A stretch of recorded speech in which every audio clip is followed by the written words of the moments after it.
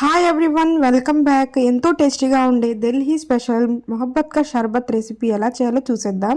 ఈ డ్రింక్ అయితే చూడ్డానికే కాదండి, ఇంకా టేస్ట్ కూడా చాలా బాగుంటుంది. ఫస్ట్ ఒక వాటర్ మెలన్ని తీసుకొని, స్వీట్ ఎక్కువగా ఉంటే ఇంకా టేస్ట్గా ఉంటుంది. ఇలా వీడియోలో చూపిస్తున్నట్టు చాలా చిన్న చిన్న పీసెస్గా అయితే కట్ చేసేసుకొని పక్కన పెట్టుకోవాలి.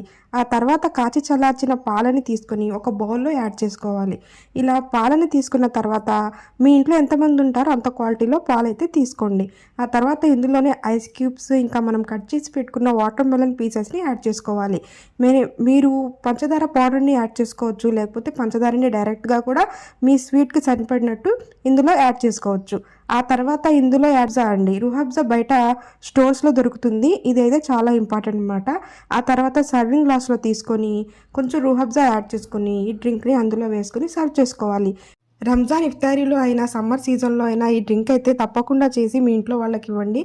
మా ఇంట్లో అందరికీ నచ్చింది. మీరు కూడా ట్రై చేసి ఛానల్ని సబ్స్క్రైబ్ చేసుకోండి. Thank you so much.